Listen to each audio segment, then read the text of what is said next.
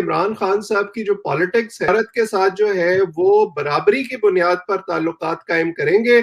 क्योंकि जो मौजूदा हुक्मरान हैं, उस वक्त नवाज शरीफ साहब वजीर आजम थे, वो शायद भारत के आगे घुटने टेक गए हैं, वो मोदी के यार बन गए हैं, वो पाकिस्तान के मफादात पर कॉम्प्रोमाइज कर रहे हैं। उस नैरेटिव को उन्होंने बाकी चीजों की तरह इतना ज्यादा एस्केलेट कर दिया कि जब वो हुकूमत में आए तो वो एक तरह से उसके होस्टेज बन गए। कि इमरान खान बड़ा हॉट फेवरेट है और इमरान खान और पाकिस्तान में जो एस्टैब्लिशमेंट है दोनों अगर साथ होंगे तो शायद इंडिया से बात करना ज्यादा आसान होगी। लेकिन जो रिसेंट डेवलपमेंट्स हुई जिसमें जो कैबिनेट ने ये कहा कि हम भारत से वीट और कॉटन इंपोर्ट नहीं करेंगे और इमरान खान पीछे हट गए, जबकि जो मिलिट्री एस्टैब्लिशमेंट है वो तो चाहती है कि टॉक्स हों। तो how do you see this scenario? ये तो उल्टी चीजें चल रही हैं यहाँ पे इस वक्त। इमरान खान साहब से ये उम्मीद की जा रही थी कि शायद जिस किस्म की पर्सनालिटी वो हैं वो भारत के साथ ताल्लुकात को आगे बढ़ाएंगे, और ख़ास तौर पर उनके क्रिकेट के ज़माने में भारत के साथ जो उनका ताल्लुक रहा, वहाँ पर उनकी फैन बेस बहुत ज़्यादा है, उसकी बुनियाद पर यह समझा जा रहा था। और आपको अगर याद हो कि इलेक्शन से पहले अपने ऑपोजिशन के ज़माने में भी वो एक दफ़ा भारत गए थे, और नरेंद्र मोदी जो उस वक्त वज़ीर आज़म बहरहाल नहीं थे, उनसे मुलाकात उनकी हुई थी। देखिए, इस किस्म के जो एनालिसिस होते हैं ना, उसकी बुनियाद ये होती है, चाहे ये अंदाजे इमरान खान के बारे में लगाए जाएं, डोनाल्ड ट्रंप के बारे में लगाए जाएं, या नरेंद्र मोदी के बारे में लगाए जाएं, कि ये पर्सनालिटीज जो हैं ये मर्क्यूरियल किस्म की पर्सनालिटीज हैं, ये पॉलिटिकली करेक्ट होने पर हमेशा यकीन नहीं रखती, ये ऐसे फैसले कर सकती हैं जिनकी कोई कभी तवक्को नहीं करता। ये बात तो अपनी जगह ठीक है, लेकिन इस किस्म की पर्सनालिटी का जो एक ड्रॉबैक है वो ये होता है कि ये अक्सर बहुत ज्यादा फार साइटेड नहीं होते, और बहुत फ्लिम्सी ग्राउंड्स पर ये डिसीजन ले भी जाते हैं और डिसीजन को रिवर्स भी कर लेते हैं। अब अगर आप इमरान खान साहब की जो पॉलिटिक्स है या जो उनका नैरेटिव है विज़ावी इंडिया, उसको देखें 2014 के धरने से लेकर 2018 में हुकूमत में आने तक, तो उनकी फॉरेन पॉलिसी का सेंटर पीस ये था कि हम भारत के साथ जो है वो बराबरी की बुनियाद पर ताल्लुकात कायम करेंगे, क्योंकि जो मौजूदा हुक्मरान हैं, उस वक्त नवाज शरीफ साहब वजीर आजम थे, वो शायद भारत के आगे घुटने टेक गए हैं, वो मोदी के यार बन गए हैं, वो पाकिस्तान के मफादात पर कॉम्प्रोमाइज कर रहे हैं। उस नैरेटिव को उन्होंने बाकी चीजों की तरह इतना ज्यादा एस्केलेट कर दिया कि जब वो हुकूमत में आए तो वो एक तरह से उसके होस्टेज बन गए।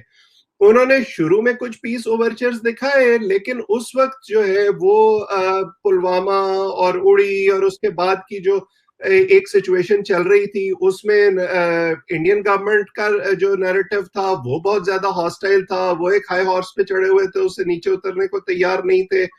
एंड बाय द टाइम हमें कुछ ऐसा नजर आया कि शायद वो कुछ मेलो हो रहे हैं और बातचीत पर तैयार हैं। तो अगेन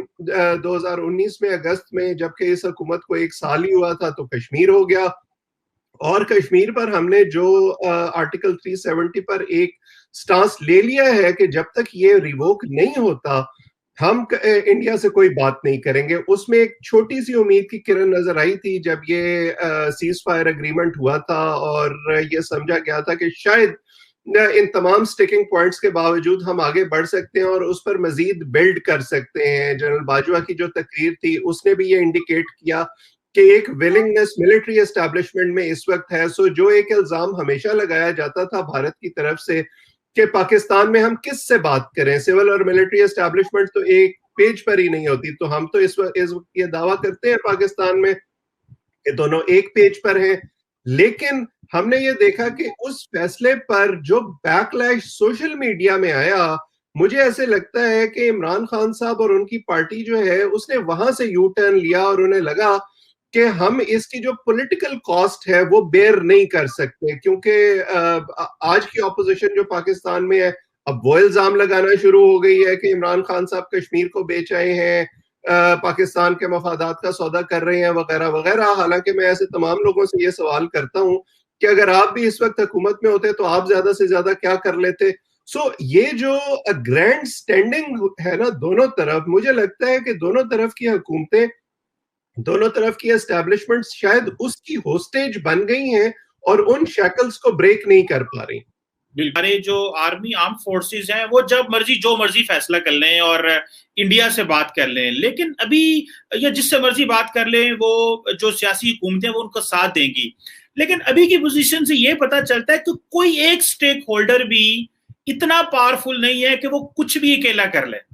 नवाज शरीफ अकेले डायलॉग करना चाहते थे तो इन्होंने करने ना दी। अभी अगर ये करना चाहते हैं तो ऑपोजिशन पूछ रही है भाई हमें बताओ कि तुम कौन सा कश्मीर का सौदा करने जा रहे हो। तो ये अभी इमरान खान और अगर मिलिट्री जो है वो मिलकर फैसला भी करे कि हाँ हम बात करने हैं तो इमरान खान साथ नहीं देगा, इमरान खान सबकी टांगें कामती हैं। इसका मतलब ये हुआ कि आज हमें ये पता चला और हमें इस नुकसान का पता चला कि जो हमने वक्त जाया कर दिया है। मुल्क के अंदर अगर हम आहंगी नहीं होगी तो वो उसी तरह से है, क्योंकि इमरान खान साहब बार बार एक घर की मिसाल देते हैं कि जी एक घर के अंदर अगर कर्जा ज्यादा हो जाए तो वो घर कैसे चलेगा। तो आप ये भी समझे कि एक घर के अंदर अगर 4 या 5 अफराद हैं या 4-5 भाई हैं और सब जो है वो एक दूसरे के साथ इत्तेफाक नहीं करते, मुख्तलिफ सिमत में देख रहे हैं, तो फिर उस घर में होने वाले फैसलों की बुनियाद क्या होगी और घर के बाहर जो है उसको कितनी पजीराई मिलेगी, ये आप खुद सोच सकते हैं। तो हमारी मिलिट्री एस्टैब्लिशमेंट को भी शायद ये फैसला करना होगा कि वो गद्दारी के फतवे लोगों पर लगाना, वो ये फैसला करना कि कौन ज्यादा मुहिब्बे वतन है और कौन नहीं है, शायद इससे आगे बढ़ जाए, क्योंकि हमने 70 साल में तो इसमें से कुछ अचीव नहीं किया। अगर कुछ अचीव हुआ है तो वो शायद एडवर्स ही है, उसका बेनिफिट हमें कोई नहीं हुआ। दूसरा, मिलिट्री एस्टैब्लिशमेंट को ये भी सोचना होगा कि इस किस्म की जो पॉलिसी है, जो खासतौर पर जो आपके फॉरेन पॉलिसी डायनामिक्स हैं, उनमें एक तरह की कंसिस्टेंसी भी बहुत जरूरी है। आज जनरल बाजवा जो है वो बज़ाहिर बहुत ज्यादा मुतहरिक हैं, इस हवाले से बहुत ज्यादा सिग्नल्स दे रहे हैं कि हमें इंडिया से बातचीत करनी चाहिए, लेकिन इनसे पहले हमने देखा कि जनरल राहील शरीफ जो है वो इस हवाले से कोई इतने ज्यादा ऑप्टिमिस्टिक या इतने ज्यादा एंथुसियास्टिक नहीं थे। उनसे पहले हमने जनरल कियानी के दौर में थोड़ी बहुत बातचीत सुनी, लेकिन again I know for sure कि उस वक्त जब MFN स्टेटस देने की बात हो रही थी प्राइम मिनिस्टर गिलानी के दौर में, इंडिया को हालांकि उससे कोई ज्यादा फर्क नहीं पड़ता, तो जो पब्लिक पोस्चर था मिलिट्री एस्टैब्लिशमेंट का वो डिफरेंट था। जो मीटिंग्स इंटरनली हो रही थी उनमें थोड़ी बहुत फुट ड्रैगिंग की जा रही थी। जनरल मुशर्रफ के दौर में अगेन हमने 2 पॉलिसीज देखी, जब वो खुद उन्होंने इक्तदार नहीं संभाला था और इक्तदार संभालने के बाद उनकी भारत के साथ 2 मुख्तलिफ पॉलिसियां रही। सो ये मिलिट्री एस्टैब्लिशमेंट को भी समझना चाहिए कि उन्हें एक सोच अपनानी होगी और उस सोच में फिर तब्दीली किसी शख्सियत की तब्दीली से नहीं होनी चाहिए, और जो रोल सियासतदानों का है वो सियासतदानों को देना पड़ेगा, क्योंकि आप इस जो पब्लिक सेंटिमेंट है उसको बाय फोर्स तब्दील नहीं कर सकते, क्योंकि वो फिर स्प्रिंग बैक करता है जब भी उसको मौका मिलता है। और फाइनली हमारे सियासतदानों को भी ये सोचना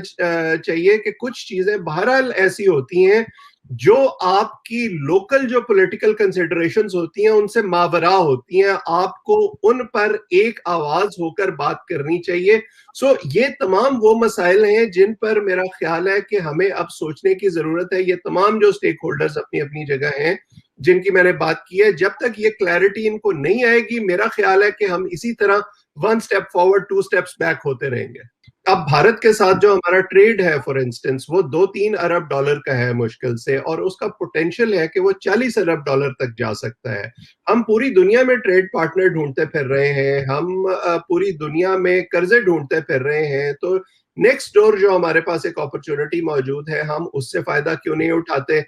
और मैं इस चीज से भी इत्तेफाक नहीं करता, किसी हद तक ये बात शायद ठीक है कि भारत हमसे एक पोजीशन ऑफ स्ट्रेंथ से बात करता है, उनकी कंपल्शंस वो नहीं है जो हमारी हैं, लेकिन भारत भी एक बड़े मुल्क के तौर पर जो रोल इस खत्ते में वो चाह रहा है, वो क्यों चाहेगा कि वो एक ऐसी कॉन्फ्लिक्ट में एंगेज रहे पाकिस्तान के साथ जो उसको वेयर डाउन करती रहे। खास तौर पर जो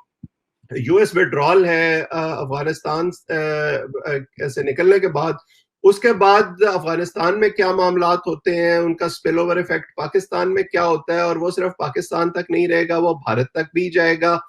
सो ये तमाम वो चीजें हैं जो भारत के लिए भी इंपॉर्टेंट है। सो भारत के भी फायदे में है कि पाकिस्तान के साथ अमन कायम हो, मामलात आगे बढ़े, पीपल टू पीपल कांटेक्ट हो। सो ये क्लैरिटी जो है ये दोनों तरफ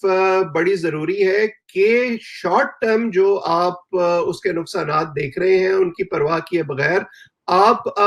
लॉन्ग टर्म जो उसके फवायद हैं उसकी तरफ देखें, और किसी एक नैरेटिव के होस्टेज ना बने, क्योंकि जब आप होस्टेज बन जाते हैं, आप एक्सट्रीम पोजीशन ले लेते हैं, तो आप किसी चीज को ऑब्जेक्टिवली एनालाइज करने के काबिल नहीं रहते। भारत तो ये समझता था कि शायद और ये जो भारत के जो रिटायर्ड एम्बेसडर्स हैं, जनरल्स हैं, मेरी उनसे बात भी होती रही, और जब ये 2018 का इलेक्शन हुआ तो मैं उनके बहुत सारे चैनल्स पे अपीयर हुआ, और ये वहां पे बात चल रही थी कि this is the best time to talk to Pakistan, के इमरान खान भी पावर में है और मिलिट्री जो है वो भी दोनों एक एक पेज पे हैं। लेकिन पता तो ये चल रहा है कि इमरान खान साहब की इस वक्त अवाम में डीप रूट्स नहीं है, वो तो एक लेजिटिमेसी जो है वो खो चुके हैं। तो मिलिट्री एस्टैब्लिशमेंट है वो तो प्रेगमेटिक सोच रही है कि भाई हमने बड़ी जंगे शंगे कर ली, बड़ा फसाद हो गए, बड़ा कुछ हो गया, अब हमें जियो इकोनॉमिक्स पे बात करनी है। देखिए, एक पुरानी कहावत है कि हाथी जब लड़ने लगता है तो वो पहले अपने कदमों से जमीन खुरच कर देख लेता है कि उसके पैरों के नीचे जमीन कितनी मजबूत है, और उसके बाद वो लड़ाई का फैसला करता है। आपने इंटरनल डायनामिक्स की बात की, तो इस वक्त इमरान खान साहब के लिए इंटरनल चैलेंजेस क्या हैं? और वो महंगाई है, ऑपोजिशन जो है वो उनके दरपे है, उनके जो अवाम है वो उसमें वो मकबूलियत खोते जा रहे हैं, पैदर पे उन्होंने जो ज़िमनी इंतखाबात हैं वो हारे हैं। फॉरेन पॉलिसी के अगर चैलेंजेस की बात की जाए तो न सिर्फ भारत तो एक तरफ रह गया, सी पैक के हवाले से कई शुभात का इजहार किया जाता रहा है। अमेरिका और चीन के हवाले से यूएई के साथ जो हमारे ताल्लुकात हैं वो बड़ी मुश्किल से ऐसे लगता है कि पटड़ी पर आ रहे हैं। तो भारत के साथ तो हमारे वैसे ही ताल्लुकात हमेशा जो है वो फ्रॉट रहे हैं। सो वो चीजें जो ट्रेडिशनली ये समझा जाता था कि सेटल्ड हैं, अभी तो वो उन चैलेंजेस को मीट नहीं कर पा रहे हैं, उनसे ही नबर्द आजमा नहीं हो रहे हैं। तो भारत की बात तो बहुत देर में आएगी। लेकिन अब जब आप इलेक्शन ईयर की तरफ जा रहे हैं और आप ये देख रहे हैं कि आपका हर कदम जो है उसकी अवाम में क्या पजीराई होगी, उसको ऑपोजिशन किस तरह से एक्सप्लॉइट करेगी, उसका मीडिया में क्या नैरेटिव बनेगा, तो शायद इस वक्त ये इमरान खान साहब के लिए मुश्किल है। और अगेन, जैसे कि हम ने पिछले हफ्ते उनकी जो लाइव कॉल्स हैं लोगों के साथ, उसमें अगेन देख लिया, उन्होंने वो रीइटरेट कर दिया कि हम कोई बातचीत इंडिया से नहीं करेंगे। तो बज़ाहिर तो यही लगता है कि हॉक्स इस वक्त प्रिवेल कर रहे हैं, और उनकी नजर फिलहाल और अगर मैं इंटरनल डायनामिक्स की बात करूं तो शौकत तरीन को जो लाया गया है उसकी भी प्राइमरी रीजन यही है कि वो आईएमएफ के साथ जो ताल्लुकात या हमारे जो फाइनेंशियल मामलात गैर मुल्की इदारों के साथ चल रहे हैं उसके बारे में इतने कंसर्न नहीं है जितने इंटरनल डायनामिक्स और मुल्क के अंदर जो महंगाई है उसके बारे में है, उसको कंट्रोल करना चाहते हैं। और उनका ये ख्याल है कि हम एक दफा इंटरनल चैलेंजेस को ओवरकम कर लें तो फिर आगे चलेंगे। सो मुझे भारत के साथ भी कुछ ऐसा ही मामला नजर